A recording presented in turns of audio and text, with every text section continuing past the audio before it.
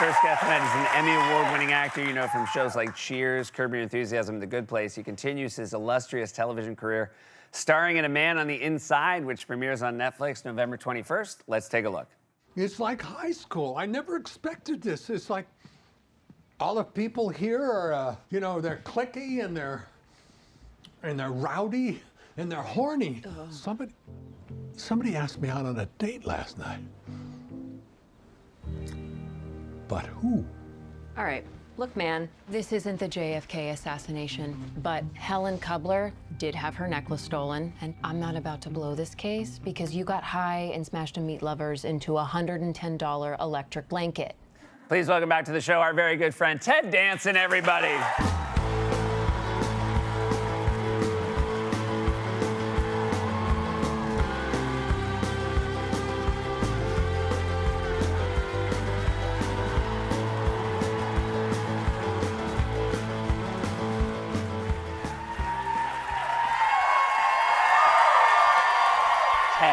Thank you. I am so happy you're back.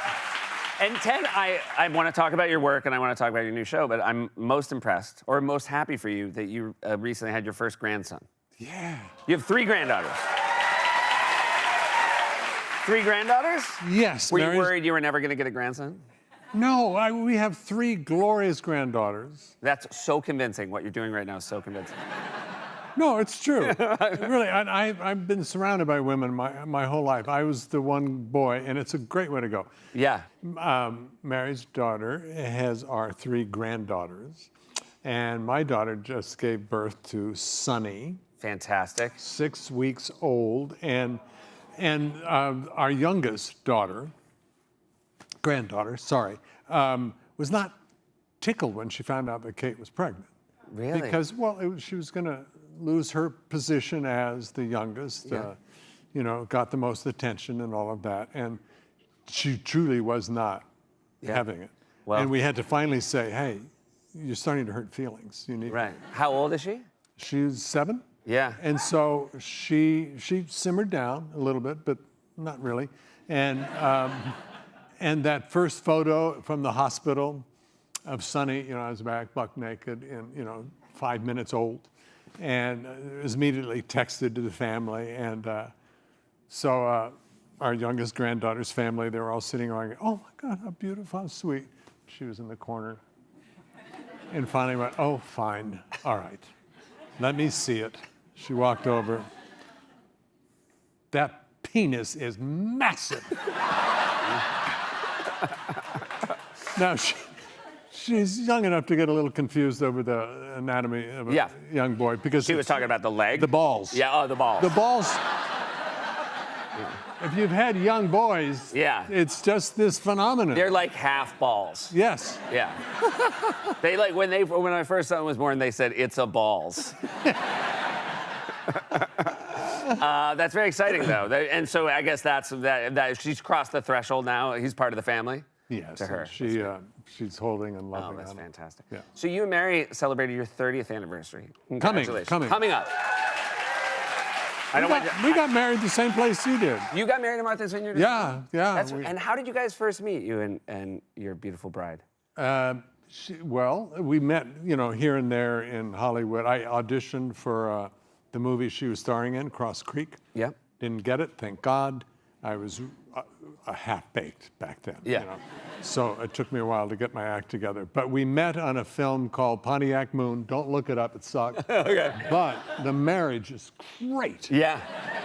I bet, and probably, did you guys know that it sucked while you were making it? No, it was one of those great, it had wonderful dialogue, and you're going, this is great. Yeah. And then you didn't realize that there was no third act. Right. It just went, whoop. But then you guys, I feel like, have created a third act with your own marriage. There you go. Nice. That's the third act. Yeah. That was great. You can tell everybody who saw it and didn't like it. That was only Act 1 and 2. Yeah. Act 3 happened off camera. We go to Sherry Lansing, who was head of, always Yeah. thank you. That's really very nice. Expensive first date, but thank you. Oh, it's very nice to do a first date. And then you, I want to talk about this show as well, but of course, you were an integral part of Curb Your Enthusiasm, which just had its final season. You got to play yourself. Mary got to play herself. Mary and I, yep. Did you enjoy working on that show with Larry? Yes. my job was to be friction Yeah. with Larry, you know. I actually got to a mark once, you know, I was supposed to walk by, he was having a conversation with a famous actress, and I walked by into the dry cleaning, and I did it 4 or 5 times, and they go, oh, hey, Ted. I got there early, I didn't time it right, and I heard their dialogue. Yeah, dancing, he's a real ass. And I was like, wait, what? Because I never read the scripts, and I went to Jeff Garlin, and he said, you don't know? Oh, you're the worst human being on the planet. You know, Larry hates you. That's so funny because you're the least frictionless person I know. And so I guess that's Larry's comedy is like, I'm going to make Ted an ass because he would never be an ass. I can be an ass. You can, him. okay. He's a dick. Yeah, Well, everybody can be an ass around Larry. That's not hard, yeah. Yes, I mean. He makes everybody a little bit of an ass. Yes. But he also made you and Mary get divorced. So you're playing yourselves and he made you get divorced on the show. Yeah. I'm an actor. I know I'm just pretending. Yeah. I get that, but it didn't feel that way. And I think we had been campaigning for Hillary, and she did not win. You know, it was a very tender time, a moment, and then I go to work, and he said, "Oh, by the way, you've divorced Mary, and you're dating Cheryl." And it was like, it was too soon. Yeah. It was so, and I had to go home and tell Mary, and she's an actor. She also understands, but it was so personal. And people who knew us well, would call after they saw the show. They go, oh my God. And Mary would go, yeah, right. We decided to announce it on, a sitcom. We wanted you to find out on Curb. Yeah. But it has that kind of blend of what's real and what's not. I think it's one of the reason the show's so good. Yeah. And I also like that so many of your problems, it's not that good, but I really like that you kept doing it without ever reading the scripts, that you always just found out on set what you were doing. Yeah. I think that shows your professionalism. That show, of course, is it does feel real, but your new show is based on a true story. Yes. And this is created by Mike Schur, our dear friend Morgan Sackett, who you've worked with before. And this is based on something that actually happened at a nursing home. It was a documentary in Santiago, Chile that was just brilliant. It's called The Mole Agent, and Mike saw it. He and Morgan thought I should do it with them, and he turned it into an 8-episode, series, which takes a lot of doing to take a documentary. But it's just, it's one of my favorite things I've ever done. It's funny, it's silly. An 80-year-old, I'm 76, playing him. Is hired by this private detective to go into this nursing home to find out who's stealing the jewelry. And you have to be really good at all this technical spy glasses and phones and recorders. And my character, horrible at it, but so excited. Could not be more delighted to be playing this game. He'd been an engineer his whole life, and he gets to do this. But do you think in real life you would be a good private investigator? Oh, no. Yeah, I don't think I'd be good either. No. I don't think I could. I want people to like me. Yeah. You know what? That's the problem. We're investigating you, but I'm sure you're a nice guy. Yeah. I'm sure there's an excuse. Yeah. And it's wonderful you got to work. You were saying backstage, you guys are like a family now because, Mike, of course, and Morgan. Yeah. You've worked with them before, and your Good Place co-stars, they came out to the premiere. It's pretty awesome. You can't really see my grin, but I was so happy to see them. Actually, you're selling yourself. That's a huge grin. Huge grin. I was just. There's no. Again, that's why you can't be a private investigator. Right. Too big a grin. Something that really gave me a grin when I realized you were doing it. You started hosting a podcast with Woody Harrelson. Yeah. And it's fantastic. Does that mean you watched it? I mean, listen to it? Yes.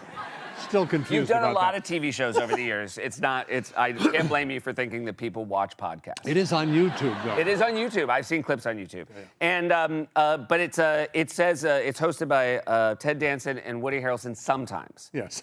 So that's very nice that you have it in the title because Woody, he doesn't show up with He's a lot. whimsical creature. He's worth any weight. Yes, of course. He is astounding. He's this bundle of Absolutely, I contradictions. love having him here. He's like nobody else. Yes. A fantastic human being. Somebody called him once a redneck hippie, and that's kind of That's a really who he nice. is. Yeah, it's a weird combination. when we first he came to Cheers after 3 years, and he'd get in a fist fight in a bar someplace, and his car would be hijacked, and you'd go, oh, that's who this is. Then he'd invite you to a play that he had written. Right. And it was the most amazing, sensitive thing. And here's this poetry, and I'm starting to sing songs. And you couldn't beat him at anything. Yeah.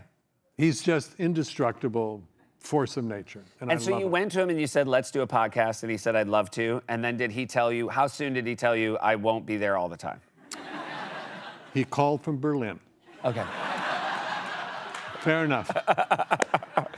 It's fantastic. It's obviously you guys know each other from Cheers, and there's a Yeah. little bit of talk about Cheers, but it's not really. The conceit was, who are you? We were best friends, and we haven't seen each other except a party here, there, hey, hi, over the last 30 years. So let's catch up, get to know each other. I'll introduce my friends to you.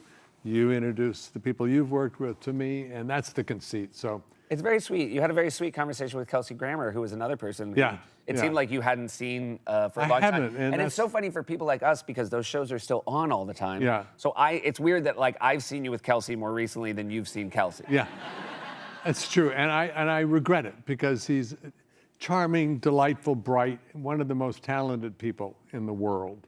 And it was so nice to catch up with him. It was really lovely. It is as someone who also does a couple of these. Like the thing about podcasts. Applaud. No, you don't have to. You've watched it? You've watched it?